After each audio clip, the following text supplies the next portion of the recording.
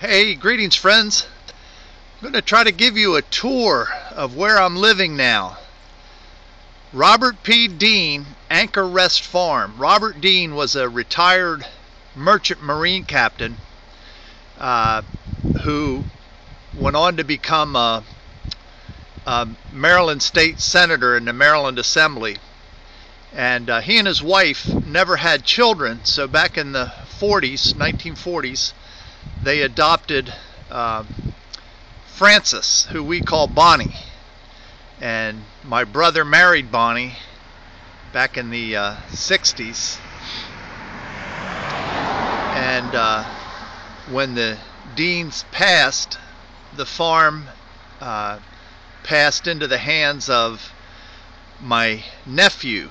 So they did, I think for tax purposes, they skipped a generation, so it didn't go directly to my sister-in-law. It went to their oldest son, and so he is actually the owner of the trust that the farm is in. And I want to give you just a glimpse of, it's kind of an overcast day, but it's absolutely gorgeous out here. They own about 400 acres of land, and about 370 of those acres are tilled, and they raise wheat, which is what we're looking at, and across the road, that's all wheat.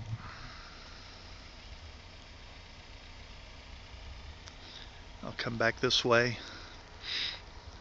My brother and his wife are in their 70s, so they don't actually do the farming. Her cousin is the farmer. They lease the land out to him, and he grows the crops. That's leading up to the farmhouse, and I'll take you up there in a minute. And then this field that we're looking at now is just like a front yard, you'd call it. But I want to come down here and show you the cool anchor at rest. The chain.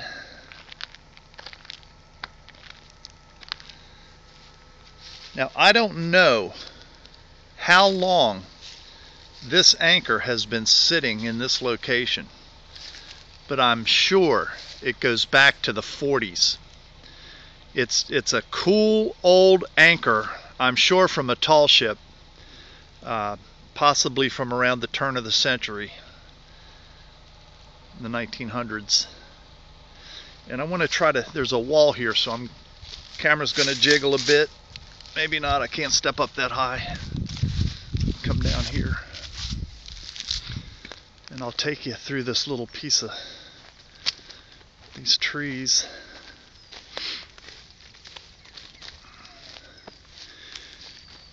Mr. Dean was a collector of steam engines. So he collected tractors and any kind of steam equipment. And every year they'd have a show on this lawn area, and all the outbuildings that you're looking at, those gray buildings, were basically built to house his steam engine collection, and they would literally fill this field. I think I was here one time when he was alive and actually saw his collection. Just a huge, piece of property right here. And then that little house over there, a little tan house, they carved out an acre of land for their niece, or for my niece, their daughter. And she and her husband and their two elementary school age kids live in that little house right there. So I'm going to pause it right now and try to give you all another perspective of the farm. Okay, all this green here is wheat. Like I said, it's a bit overcast. I'm not sure what you're seeing. My screen looks really dark, but that gray building that we're looking at is the large barn that housed a bunch of Mr. Dean's steam engines, the house that Ann and Dusty live in. And then this field was recently plowed, and it may have been planted already, I'm not quite sure, but this is a cornfield. This will be corn, and I believe they rotate their crops. They grow wheat, corn, and soybeans, and they rotate the fields. And all that on the other side of the woods going back, there's a little patch of woods I hope you can see, and then another plowed field on the other side. That's all part of this property. Okay, I'm going to pause it here and see if I can give you another perspective. Okay, another shot of my niece's home and then their yard.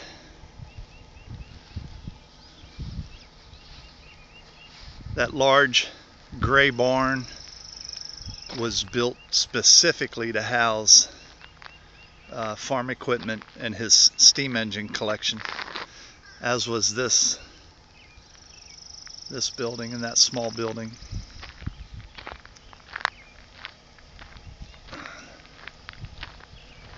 Now, when I began filming, I was at the end of the row of trees that we're looking at. That's the driveway leading up to the main farmhouse. So I was back in that corner, and we were looking at this same field from that perspective. I would have driven up the driveway showing you what the ride is like, but the window on my Nissan doesn't roll down, and I can't film out the window, and I didn't want to film out of a dirty window. So let me pause it one more time and I'll give you a look at the main farmhouse. Well, I hope my video does this justice. Just some big old gorgeous trees. That small part of the house right there is their kind of like their den.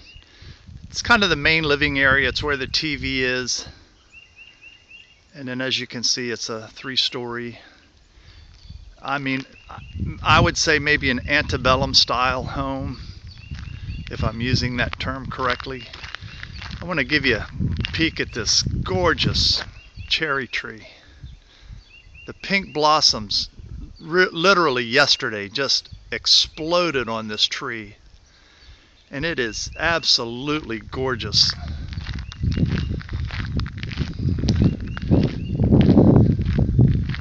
I want to give you a perspective down the driveway that I shot up.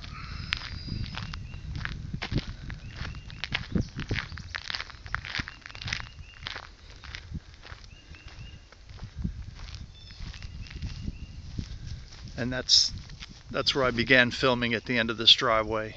That's where the anchor is at rest, and that's where this is now where I am at rest. Another small addition onto the house. That's actually the room that I am living in. Right there, that's my room. It's got a TV in the room, and while I'm filming this, I also wanted to mention that my sister-in-law left me with a laptop, so I do have access to watching videos. But the problem out here is there's no cable. They don't have cable access to the internet. And so what she's done, she's purchased one of those Verizon hotspot things that, you know, provides Wi-Fi. And the problem with that is, I'll take you up on the porch, and this is where I smoke my pipe. There's my chair. I've got a little table I put away. I put it away at night so it doesn't get, it's a nice little wooden table that opens up, the lid opens up, and I keep my tobacco and pipes and pipe accessories in there. So I'll just come up here and give you a peek at my view. But anyway, I was saying that the hotspot, you have to buy the data. And she has paid for 10 gigabytes of data a month, which costs her $100 for the 10 gigabytes. just trying to give you a perspective of my view. Trying not to show you my ratty Nissan. I've been avoiding filming that.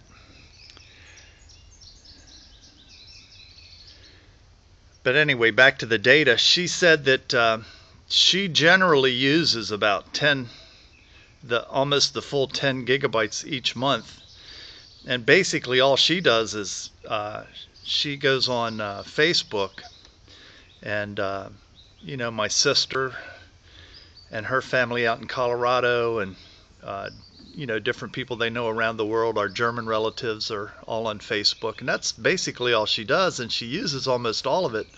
So I don't know how much of the data I'll use, you know, watching YouTube videos, and I don't have any way of monitoring it because it's not my account. So here's my plan, and if any of you have suggestions, I'm certainly open to them. But I'm going to try to watch an hour or so of videos each day, and I'll make comments on the videos that I watch. You know, so all you guys that make videos in excess of 15 minutes, I'll probably rotate and just kind of take turns watching your videos. I'd like to watch all of them. I'd like to watch them every day, but I just don't think I have the capability. So I know after filming this, I've probably lost half my subscribers. You're all saying, "Oh, that Tim, geez, he landed in paradise." And I actually feel like I did. To sit out here on a gorgeous evening and to relax and have a pipe is just, it's wonderful. It was a bit windy last week. I wasn't able to sit out here so much. Maybe in another video I'll take you around back. I've already exceeded 12 minutes, and you know me, I'm not big on the long videos. So there you go, guys. Please don't feel sorry for me, because I've really landed in a good spot. Till we meet again there, friends. Happy trails.